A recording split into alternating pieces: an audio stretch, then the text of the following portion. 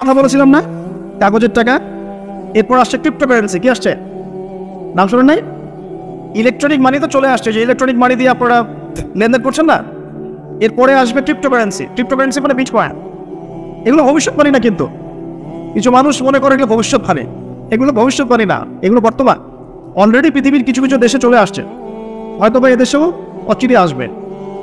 তো মনে করেন এখন আপনি একজন সাধারণ মানুষ, ক্রিপ্টোকারেন্সি কি জিনিস আপনি বোঝেন না। এখন আপনি একজন আলেমের কাছে আসলেন, এসে বললেন যে হুজুর, ক্রিপ্টোকারেন্সি কি জিনিস আমি বুঝি না, এটা হালাল না হারাম, জায়েজ না জায়েজ, কতটুকু রাখা যাবে না, মাসালা দেন। এখন আমি যদি আপনাকে বলি, এই যে ভাই নেন কোরআন, এই যে তাফসীর ইবনে কাসির নেন, জালালাইন নেন, মারিফুল কোরআন নেন, এই যে বুখারী, মুসলিম, তিরমিজি, আবু দাউদ, নাসাই, সবগুলো নেন, বাসায় গিয়ে পড়াশোনা করে মাসালা বের করেন, পারবেন? সম্ভব? সম্ভব কি? কে পারবে? যিনি মুস্তাহিদ। আর একটা সমাজের মধ্যে মুস্তাহিদ মানুষের সংখ্যা কতজন থাকে? অল্প কিছু। বেশিরভাগ মানুষই তো অন্ধ অনুকরণ তাকলিদ করতে হবে। তাই তখন এই যে আপনি আমার কাছ থেকে মাসালাটা জানলেন, এই মাসালা জেনে নেওয়াটা কি আপনার জন্য উচিত না অনুচিত? আপনার এই মাসালা জেনে নেওয়াটা কি উচিত না অনুচিত? এই মাসালা আমার কাছে বা আলেমের কাছে না জানলে কিভাবে শিখবেন আপনি? শেখার জন্য আপনাকে আসতে হবে না? এটাই মাযহার, এটাই মাযহার। এখানে বিভ্রান্তির কোনো সুযোগ নাই যে আমি এগুলো মানি না, আমি খালি বইপত্র একা একা পড়বো, আলেম হয়ে যাবে, সম্ভব না। যখন আমরা কলেজে পড়তাম অনেক সময় মনে হতো যে হয়তো বা সম্ভব। যখন পড়া শুরু করেছি তখন দেখছি যে না, এই সমুদ্রে ডুব দেওয়া কেবল শুরু, এর তলানেই খুঁজে বের করতে 100 বছর লাগবে মনে হয়। আল্লাহর আলোগান, আল্লাহু আকবার। দিনের জ্ঞান তো বেশি। আলী রাদিয়াল্লাহু আনহু একটা কথা বলে দেই, দেশ সামনে যাচ্ছি। আলী রাদিয়াল্লাহু আনহু শেষ বয়সে বলছে, তাকে প্রশ্ন করা হচ্ছে যে আপনার কি কোনো দুঃখ আছে জীবনে? আলী রাদিয়াল্লাহু আনহু বলছেন যে আমি শুরু থেকে নবী সাল্লাল্লাহু আলাইহি ওয়াসাল্লামের পাশে ছিলাম, আমার দুঃখ নাই, তবে একটা মনের কষ্ট। কি? আমি যে জ্ঞানগুলো শিখেছি নবীর কাছ থেকে সাল্লাল্লাহু আলাইহি ওয়াসাল্লাম, সেই জ্ঞান বিতরণ করার জন্য কোনো পাত্র খুঁজে পেলাম না। কি গভীর কথা! যে জ্ঞান শিখেছি এটা বিতরণ করার পাত্রই খুঁজে পেলাম না। তাহলে পাত্র, আমরা তো পাত্র, জ্ঞান বিতরণ করবেন ওলামায়ে কেরাম। পাত্র আমরা যদি পরিষ্কার না হয়, জ্ঞান কিভাবে পাবেন? সম্ভব? সম্ভব না। আরেকটা বিষয় বলে দেই, যখন আপনি জ্ঞানের চর্চায় মাঠে নামবেন, আল্লাহ পাক আপনার সম্মানার্থে ফেরেশতার পাখা আপনার পায়ের নিচে বিছিয়ে দিবে ইনশাআল্লাহ। আর যখন আপনি জ্ঞান চর্চা করে আলেম হবেন ইনশাআল্লাহ তাআলা, আপনার জন্যে আসমান জমিনের সমস্ত মাখলুক, এমনকি সমুদ্রের নিচের মাছ, গর্তের ভিতরের পিপিলিকা, সবাই আল্লাহর কাছে আপনার জন্য ইস্তেগফার করবে ইনশাআল্লাহ।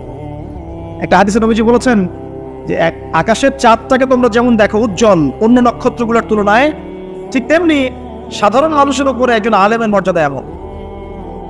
তো প্রিয় ভাইয়েরা, যুবক ভাইদেরকে বলছি, স্পেশালি আজকের লেকচারটা স্পেশালি তোমাদের জন্যই, যে এই ফাঁদগুলো থেকে বেঁচে থাকবে এবং এলেম অর্জন করবে। এলেম অর্জনের কোনো বিকল্প নাই, এবং এলেম অর্জনের জন্য সিলেবাস লাগবে। আর অনেক বইপত্র একা একা পড়তে পারবে না, আলেম ওলামাদের সংস্পর্শ লাগবেই, অন্যথায় পারবে না।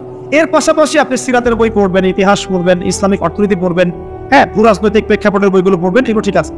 এবং জেনারেল লাইনে যেখানে পড়াশোনা করছেন, এই পড়াশোনাও কন্টিনিউ করবেন, এবং আপনার প্রতিভা দিয়ে আপনার জায়গা থেকে ইসলামের খেদমত করবেন ইনশাআল্লাহ। করা যাবে না? আল্লাহ তৌফিক দান করুন। যুবক ভাইদের সামনে এই ফাঁদ। কেন ফাঁদ? কারণ যুবক ভাইরা যদি জীবনের উদ্দেশ্য জেনে ফেলে এবং ইসলাম প্রতিষ্ঠার কাজে আত্মনিয়োগ করে, তাহলে কুফার শক্তি পালানোর জায়গা খুঁজে পাবে না ইনশাআল্লাহ। প্রিয় ভাইরা, আল্লাহ রাব্বুল আলামিন বলছেন মুমিনদেরকে, হে মুমিনরা, তোমরা আল্লাহকে ভয় করো। দেখুন, 6টা পিলারে বিশ্বাস না করা পর্যন্ত কেউ মুমিন হয় না। কয়টা পিলার? 1 নাম্বার হচ্ছে আল্লাহর প্রতি বিশ্বাস। 1 নাম্বার আল্লাহর প্রতি বিশ্বাস। 2 ফেরেশতা মণ্ডলীর প্রতি বিশ্বাস। 3 আসমানি কিতাব সমূহে বিশ্বাস। 4 নবী রাসূলগণের প্রতি বিশ্বাস। 5 পরকালের প্রতি বিশ্বাস। এবং 6 তাকদীরের ভালো মন্দের প্রতি বিশ্বাস। এই 6টা পিলারকে মনে বিশ্বাস করতে হয়, মুখে স্বীকৃতি দেওয়া লাগে, এবং কাজেও বাস্তবায়ন করতে হয়, তারপর আপনি মুমিন হবেন ইনশাআল্লাহ। আল্লাহ পাক বলছেন আমাদেরকে, এই মুমিনদেরকে, তোমরা আল্লাহকে ভয় করো, ভয় করার মতো ভয় করো। এটার ব্যাখ্যা কি? ভয় করা মানে কি? শুধু নেক আমল করা মানেই আল্লাহকে ভয় করা নয়। আল্লাহ পাকের যত নিষেধ আছে, এই নিষেধগুলো ছেড়ে দেওয়ার নাম হলো আল্লাহকে ভয়। যদি আমি নামাজ পড়ি, প্রমাণিত হবে না যে আমি আল্লাহকে ভয় করি। আর হারাম ছেড়ে নামাজ পড়েন, হালাল খেয়ে নামাজ পড়েন, প্রমাণ হবে আপনি আল্লাহকে ভয় করেন। নামাজ পড়াটা একটু সহজ কাজ, কিন্তু এই হারাম রিজিক ছেড়ে দেওয়া এত সহজ কাজ নয়।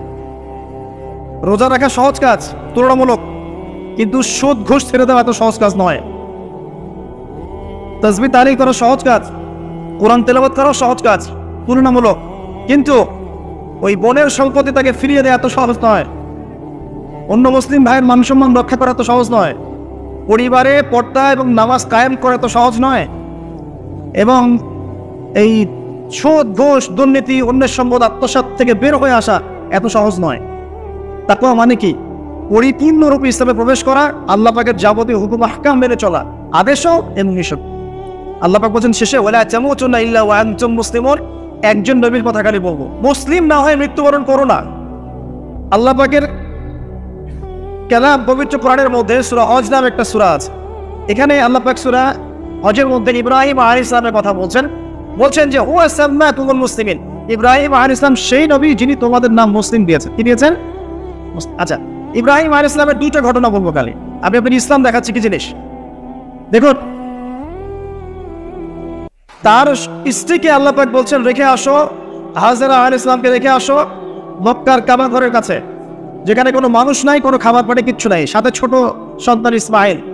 দেখেন, রেখে আসার সময় কিন্তু ইব্রাহিম আলাইহিস সালাম আল্লাহকে বলেন নাই যে আল্লাহ আমি আমার স্ত্রী সন্তানকে ওখানে কেন রেখে আসো, এর পিছনে যুক্তি কি, এর পিছনে বিজ্ঞান কি, এর পিছনে দর্শন কি জিজ্ঞেস করেছিলেন? আল্লাহ পাক বলেছেন সামি'না আতা'না। সন্তান বড় হয়েছে, আল্লাহ পাক বলছেন তাকে জবাই করতে হবে।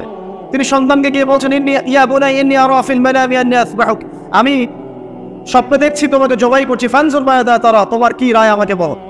সন্তান বলছে এবার ইয়া আবাতি, আমার আব্বা, ইফআল মা তু'মার, আপনাকে যে আদেশ করা হয়েছে সে আদেশ আপনি পালন করেন।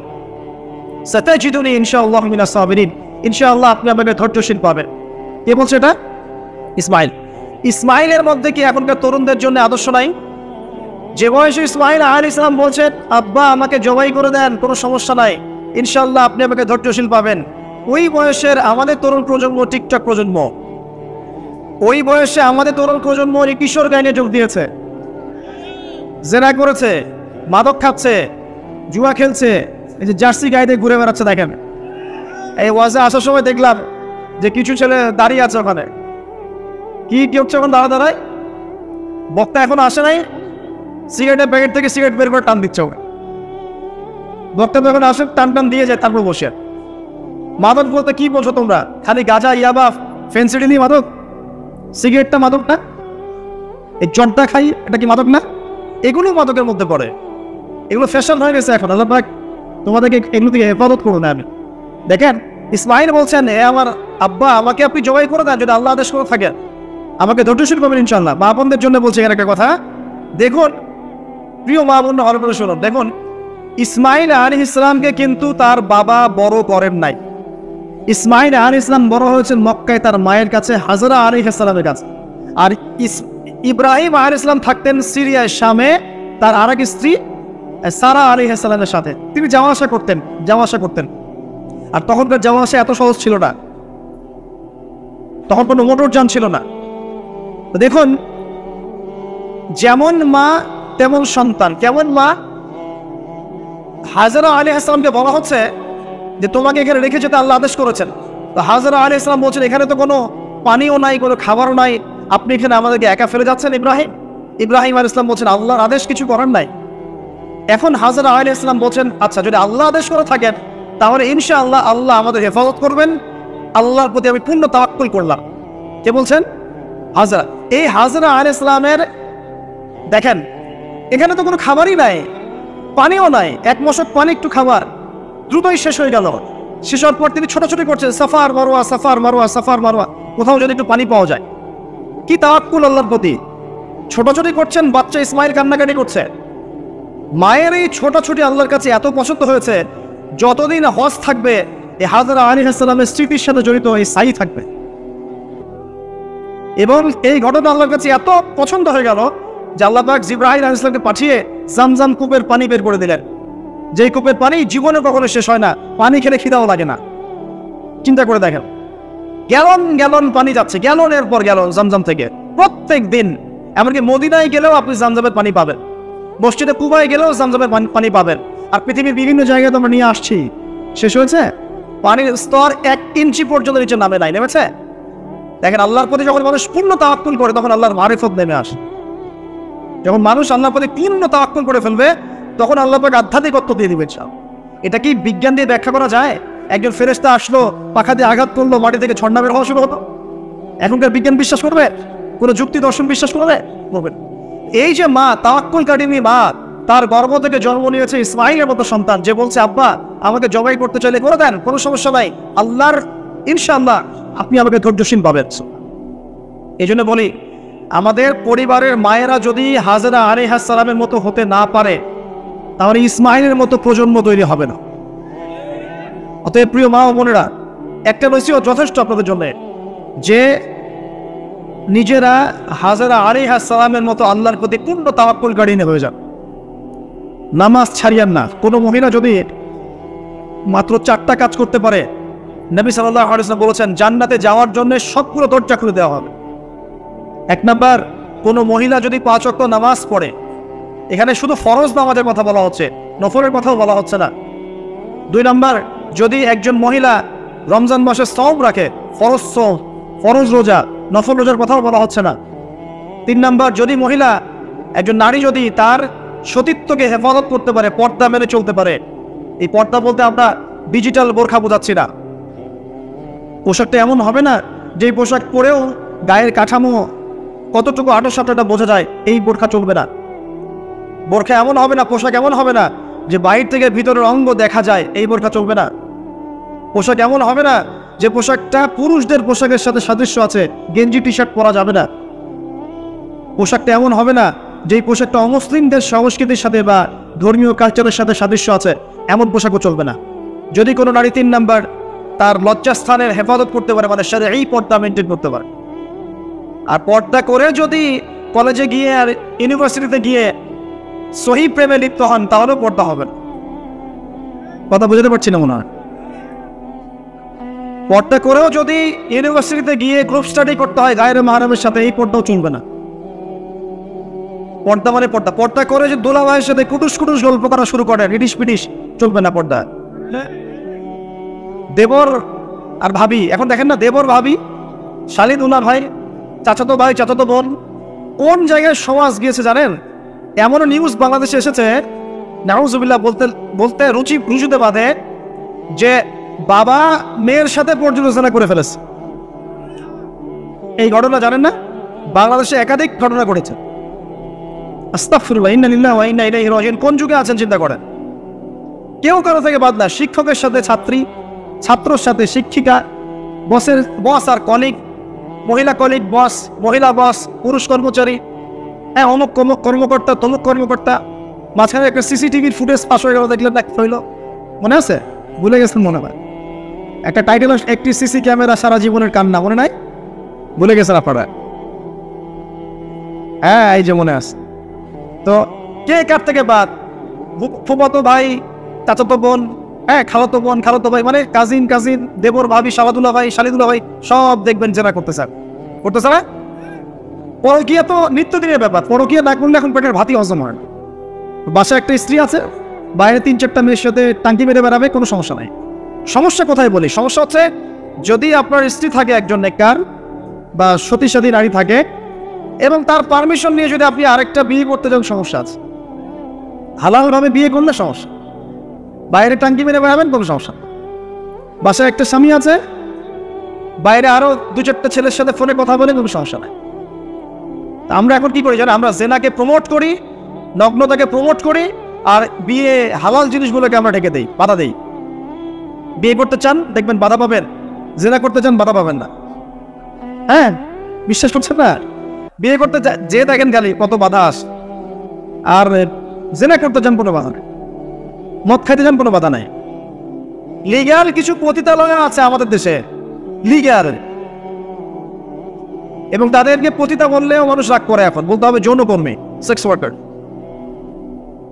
কেন? তাদের যদি এতই সম্মান দেওয়ার ইচ্ছা থাকে আমাদের, আমরা কি ওদেরকে হালাল কোনো কর্মসংস্থান দিয়ে এই পাপের পথ থেকে ফেরাতে পারি না? ঠুনকো আবেগ দেখাও মিয়া, বাইরে খালি কিছু টাকা পয়সা ইনভেস্ট করে একটা প্রজেক্ট হাতে নিয়ে এই মেয়েদেরকে, মহিলাদেরকে যদি একটা ভালো কর্মসংস্থানের ব্যবস্থা করে, ওরা কি জেনা করবে নাকি? ও তো টাকার জন্য করে। পেটের দায়ে করে। কোনো মেয়ে কি চায় নিজের ইজ্জত মানুষের কাছে বিক্রি করতে? কোনো মেয়ে চায় না। প্রিয় দিনী বোনেরা, পোশাক এই 4টা মূলনীতি মেনে চলবেন। পোশাক এমন হবে না, আটো-সাটো পোশাক চলবে না, পাতলা পোশাক চলবে না, বাইরে থেকে ভিতর দেখা যায়, পুরুষের পোশাক চলবে না, এবং অমুসলিমদের সাদৃশ্য আছে এমন পোশাক চলবে না।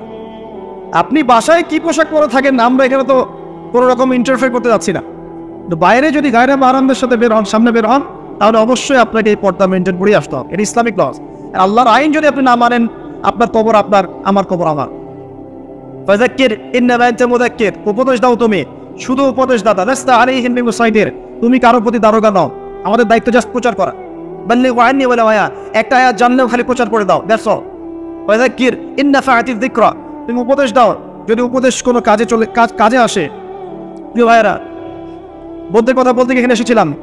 একটা মেয়ে 4টা কাজ করলে জান্নাতে চলে যাবে ইনশাআল্লাহ। 5 ওয়াক্ত নামাজ, ফরজ নামাজ, 2 রমজান মাসে সওম, 3 নাম্বার লজ্জাস্থানের হেফাজত, আর 4 নাম্বার স্বামীর আনুগত্য। স্বামীর কি দেখেন, ফ্যামিলিস্ট মেয়েরা বলবে স্বামীর দাসত্ব।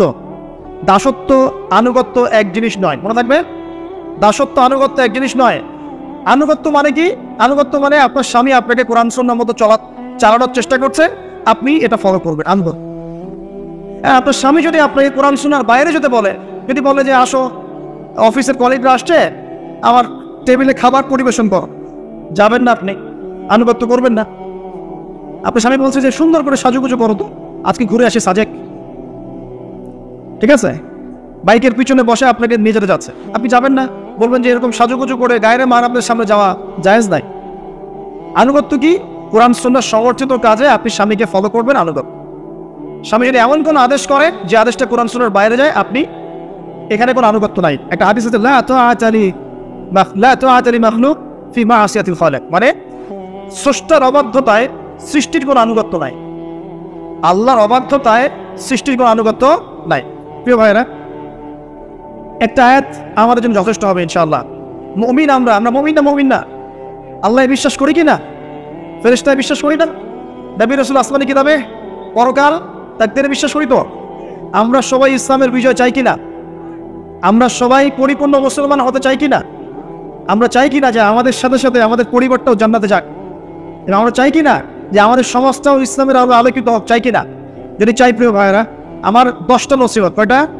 10টা, জাস্ট 10টা লাইন বলবো, আর আপনাদের ধৈর্য নষ্ট করছেন। 1, জ্ঞান অর্জনের যে কথা বলেছি, জ্ঞান শুধু অর্জন নয়, জ্ঞানের বিপ্লব ঘটাতে হবে। পারবেন ইনশাআল্লাহ? যে যেখানে পড়াশোনা করছেন করেন, কিন্তু ইসলামিক পড়াশোনা বাদ দিয়ে নয়। দিনের জ্ঞান আগে অর্জন করতে হবে, বাল্য বয়সে অর্জন করতে হবে। আল্লাহ তৌফিক দান করুন। 2 নাম্বার, প্রত্যেক দিন কোরআনকে সময় দিবেন। কি করবেন? প্রত্যেক দিন কোরআনকে সময় দিবেন। প্রত্যেক দিন মিনিমাম 1 ঘন্টা করে হলেও কোরআন তেলাওয়াত করার চেষ্টা করেন। পারবেন ইনশাআল্লাহ? 2, 3 নাম্বার, আপনার জীবনটাকে রাসূলুল্লাহ সাল্লাল্লাহু আলাইহি ওয়াসাল্লামের সুন্নাত দিয়ে সাজাতে হবে। প্রত্যেকটা কাজ করার আগে 3 বার চিন্তা করবেন। কয়বার? 3 বার, যে এই কাজটা কিভাবে করলে সুন্নাত হবে, কিভাবে করলে সুন্নাত হবে না। এই রাত্রে ঘুমাবেন, 3 বার চিন্তা করবেন যে কি কি কাজ করে ঘুমালে পরে ঘুমটা সুন্নাত হবে, নেকি হবে। ওযু করবেন, সূরা ফালাক নাস ইখলাস পড়বেন, আয়াতুল কুরসি পড়বেন, সূরা বাকারার শেষে 2টা আয়াত পড়বেন, 33 বার সুবহানাল্লাহ, 33 বার আলহামদুলিল্লাহ, 34 বার আল্লাহু আকবার পড়বেন, ডান দিকে কাত হবেন, আল্লাহুম্মা বিইসমিকা আমুতু আহইয়া। ব্যাস। যদি 6 ঘন্টা ঘুমিয়ে থাকেন, 6 ঘন্টার প্রত্যেক সেকেন্ডে নেকি পাবেন ইনশাআল্লাহ। এর নাম সুন্নাত। প্রতিটা কাজ সুন্নাত মাফিক করতে হবে। একটা খালি কথা বলে দেই, নবীজি 1টা সিঁড়ি, 2টা সিঁড়ি, 3টা সিঁড়ি, 3য় সিঁড়িতে দাঁড়িয়ে বলছেন মিম্বরের আমিন। সাহাবীরা বলছেন, ইয়া রাসূলুল্লাহ, এরকম করে তো আমিন বলতে কখনো শুনি নাই, বিষয়টা কি? নবীজি বলছেন, বিষয়টা হচ্ছে, যখন আমি 3য় সিঁড়িতে ছিলাম, তখন জিবরাইল আলাইহিস সালাম এসে আমাকে বলেছিলেন, জিবরাইল আলাইহিস সালাম এসে বলেছিলেন, হে মুহাম্মদ, ধ্বংস হোক সেই ব্যক্তি যার সামনে আপনার নাম উচ্চারিত হয়েছে, কিন্তু সে আপনার নাম শুনেও দরুদ পড়ে নাই। কে ধ্বংস হোক? যার সামনে নবীর নাম উচ্চারিত হয়েছে কিন্তু সে দরুদ পড়ে নাই। বাস, এখান থেকে বোঝেন, এখন কোনো ব্যক্তি যদি রাসূলের নাম শুনে দরুদ না পড়লেই নবীর বদদোয়া পায়, তাহলে যদি সারা জীবন নবীর সুন্নতের খেলাফ চলে, দোয়া পাবে নিশ্চয়ই। কথা বুঝতে পারছেন?